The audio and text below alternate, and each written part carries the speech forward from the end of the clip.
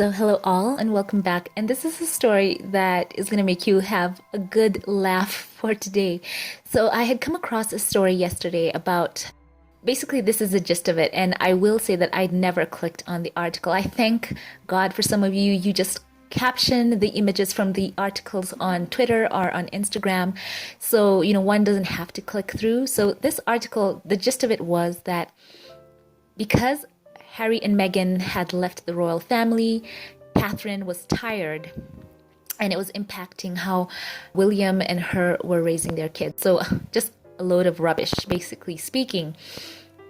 Especially if you consider with the pandemic and what would be normally considered royal engagements. So how many of those would there really be for a royal at the moment? So basically, the whole story wasn't making much sense.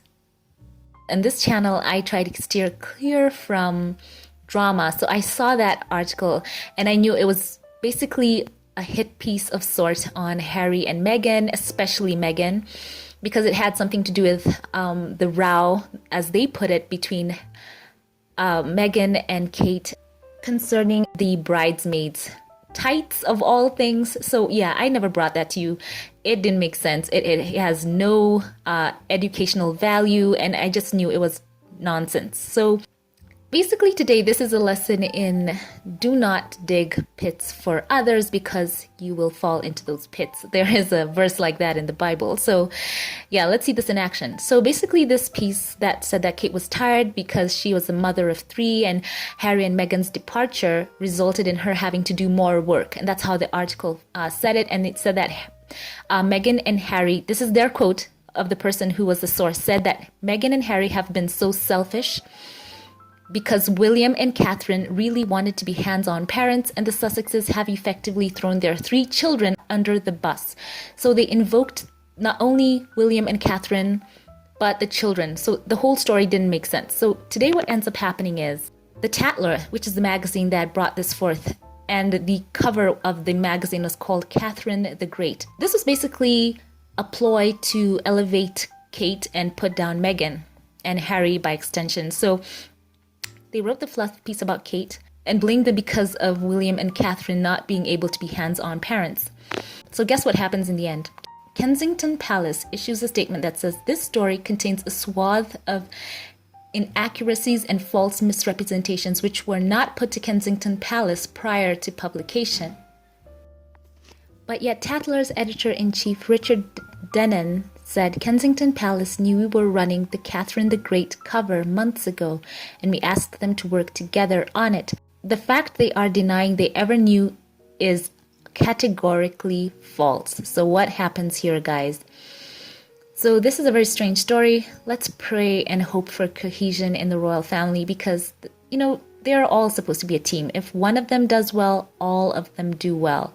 So this is just a very interesting story. And for those who thought that this fluff piece was going to throw Meghan and Harry under the bus, it goes to show that you dig a pit for someone, it's going to come back for you because these sources now are being questioned. The editor-in-chief is now issuing rebuttals and, denying and refuting the palace's statements. So this is very interesting.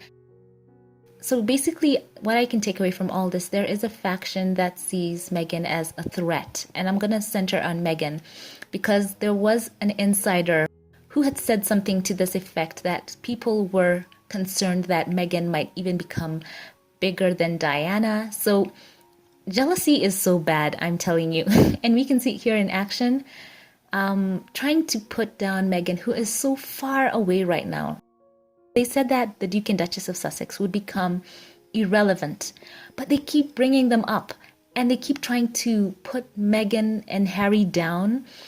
What are they afraid of? My thought is they are all one family. If one of them is doing well, they should all applaud because they're all doing well by extension. And these sources really need to rethink their role moving forward. Are they there to build up or to tear down? Because if they really are all on the same team, then how can they wage war against themselves? you know what's very interesting? That I think the article starts out by this, by one of you who screenshotted the article. It says that writer Anna Pasternak, I think that's how you say her name, speaks to friends, courtiers, and staff about what life is like for Kate Middleton now that Prince Harry and Meghan Markle have stepped down as senior royals. So that's how the article started off. So basically what they're trying to say is then we need to take a deep look at all these sources, these so-called friends, courtiers, and staff, because if they were willing to lie or speak inaccurately to the point that the palace, has basically said it's false, so what else have they been saying about Harry and Meghan that is categorically false as well? So, it's interesting. It seems like this was a coordinated smear attempt on the Sussexes that has backfired so badly. So guys, keep the prayers coming. We're going to look out for Prince Harry and Meghan and Archie, because it's the right thing to do. So yeah, that's my thoughts on this.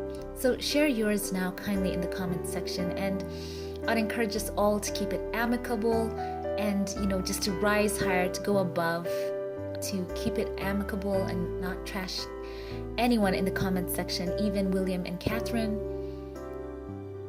because someone's got to lead by example, right? So why not us, right?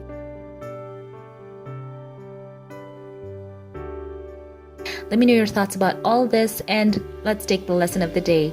Don't dig pits for other people. So this is a cool one. Thank you for watching. If you liked it, give it a thumbs up, click subscribe, and thank you to my Patreon supporters. Thank you to Scotty Brown, to Gary Adderley, to Kristen Rowe, to Diane Hawkins, to Corliss J. McClendon, to Delcinia Preston, and to Noreen Bengali. Thank you for watching, and I will catch you in the next one. Have a blessed one.